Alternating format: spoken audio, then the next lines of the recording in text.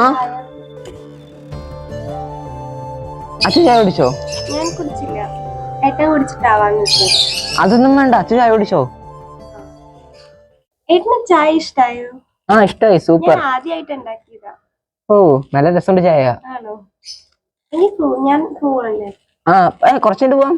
ഇല്ല, ആയിക്കോട്ടെ. അടുക്കളയിലൊക്കെ പണി. ഓ എത്ര നല്ല ഭാര്യ. I am a lucky Bhaskar.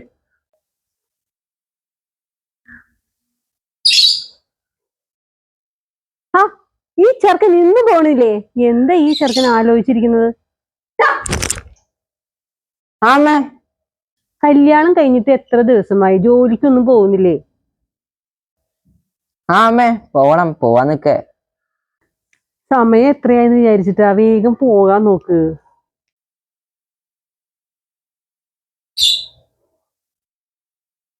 ഓ എത്ര ദിവസമാ പെട്ടെന്ന് പോയത്. ഒരാഴ്ചയായി. ഇനി ലീവും തരയില്ല. അവളുടെ അടുത്ത് നിന്നാണെങ്കിൽ പോവാൻ തോന്നുന്നില്ല. എന്താ ചെയ്യാ? ഓ എത്ര നല്ല കുട്ടിയാ. I am a lucky Bhaskar. Achu Achu ആ ഞാൻ പോവാറേ. വിളിക്കൂട്ടോ. ആയിക്കോട്ടെ, അതെങ്കിലും രസമല്ലേ വിളിക്കുന്നതൊക്കെ. ഞാനിത് പോണോ? അല്ല, അമ്മ.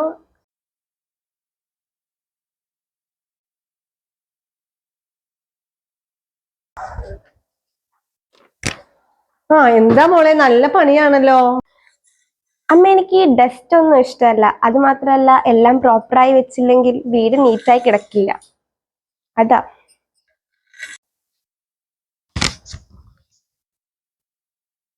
എത്ര നല്ല കുട്ടിയാ.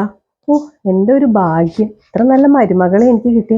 നല്ല വിദ്യാഭ്യാസവും ഒക്കെ ഉള്ളത് കൊണ്ടാണ്. നല്ല ഇംഗ്ലീഷൊക്കെ പറയണ കേട്ടില്ലേ?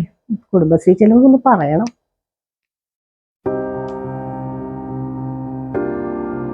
മോനെ അച്ചു, വന്ന് ചായ കുടിക്കേ. എന്താ ഇങ്ങനെ ഇരിക്കണേ?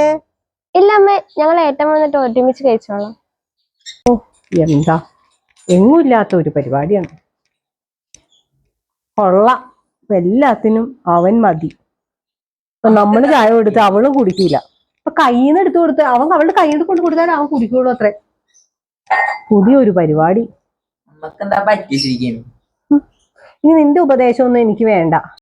മേട്ടത്തി പാവല്ലേ, മേട്ടത്തി അങ്ങനെയൊക്കെയല്ലേ ചെയ്യണ്ടേ. പുള്ളിക്കാരിയുടെ ഭർത്താവിന് ചായ എടുത്തു കൊടുക്കലും ഭക്ഷണമൊക്കെ ഉണ്ടാക്കി എന്താ പോവാൻ നേരത്ത് ടാറ്റയൊക്കെ പറഞ്ഞാല് വിടേണ്ടത്.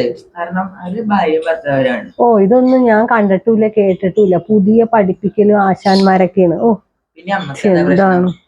നീ വലിയ കാര്യങ്ങളൊന്നും എന്നോട് പറയണ്ട. ഈ കല്യാണം കഴിയുന്നവരെയൊക്കെ ഉണ്ടാവുള്ളൂ അമ്മമാരോടുള്ള മക്കൾക്കുള്ള സ്നേഹം. അതുവരെ വലിയ പുന്നാരമൊക്കെ ഇരിക്കും. നമുക്ക് തോന്നണതാണ് അമ്മേ. അമ്മ പറഞ്ഞത് ശരിയാ.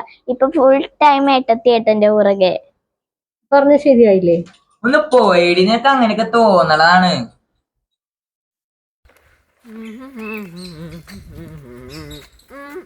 ആ അച്ഛൻ വിട്ടിരിക്കണേ.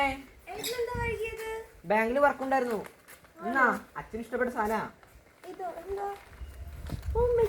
ഞാൻ ഇന്നലെ ഏട്ടനോട് പറഞ്ഞേ ഉള്ളൂ.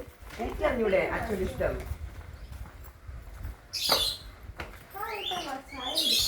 ആ അമ്മയോ? അമ്മ അവിടെ ഉണ്ട്.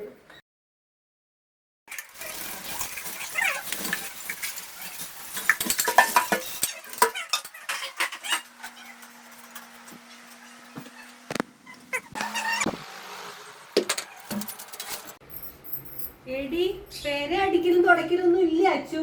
എന്ത് മാതിരിയാ പേരയൊക്കെ കിടക്കണത്? എടി അച്ചു അച്ചു, ഇതെന്തോരം നേരം ഞാൻ അവിടെ വെയിറ്റ് ചെയ്യുന്നു. ബാങ്ക് പോണെന്ന് അറിഞ്ഞൂടെ? അതൊക്കെ എനിക്കറിയാം, ഞാൻ കൊച്ചുകുട്ടിയൊന്നല്ല.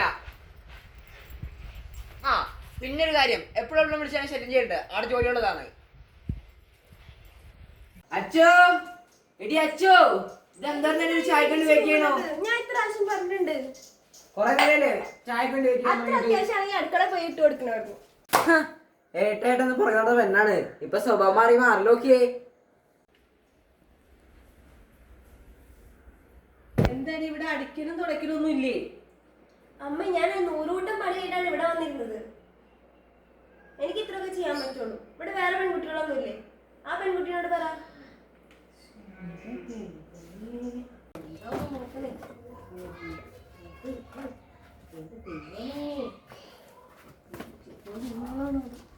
എന്താ ഒറ്റക്കിരുന്ന് സംസാരിക്കണേ? ഈശ്വര, പൂച്ചയെ പോലെ ഇരുന്നവളാണ്. ഇപ്പൊ എന്നെ പഠിപ്പിക്കാറായി അവള്.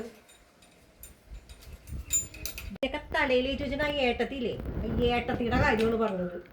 എന്തായിരുന്നു അവള് വന്നിടക്ക് ചായ കൊടുക്കുന്നു, ചായ കുടിപ്പിക്കുന്നു. എന്തൊക്കെ അവളുടെ അഭ്യാസം ഇവിടെ കാട്ടിക്കൂട്ടിയത്.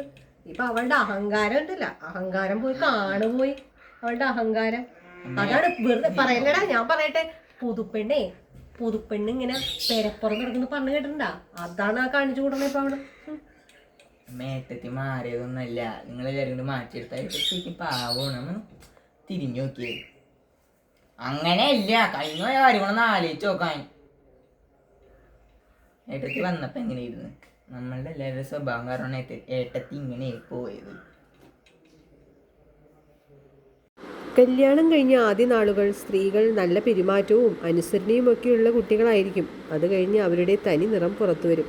പുത്തനച്ചി പെരപ്പുറം തൂക്കുമെന്നൊക്കെ പറഞ്ഞ് പെൺകുട്ടികളെ ഒരുപാട് ആളുകൾ അപമാനിക്കാറുണ്ട്. ഒരാളുടെ ഭാര്യയായി വേറൊരു വീട്ടിലേക്ക് സന്തോഷവും സമാധാനവും ആഗ്രഹിച്ചിട്ടാണ് ഓരോ പെൺകുട്ടികളും കയറി വരുന്നത്. അതുകൊണ്ട് തന്നെ അവിടെ എന്തൊക്കെ പ്രശ്നങ്ങളുണ്ടായാലും ഒരു പരിധി വരെ അവർ അഡ്ജസ്റ്റ് ചെയ്തു പോകും. പക്ഷേ ഒരു ലിമിറ്റ് വിട്ട് കഴിഞ്ഞാൽ ആരായാലും പ്രതികരിച്ചു പോകും. അതിന് അവർ മാത്രമാണോ കുറ്റക്കാർ? അവരെ അങ്ങനെ ആക്കി തീർത്ത ആ വീട്ടുകാരാണോ കുറ്റക്കാർ? ഇതുപോലെ അപമാനിക്കപ്പെട്ട എല്ലാ സ്ത്രീകൾക്കുമായി ഈ വീഡിയോ സമർപ്പിക്കുന്നു.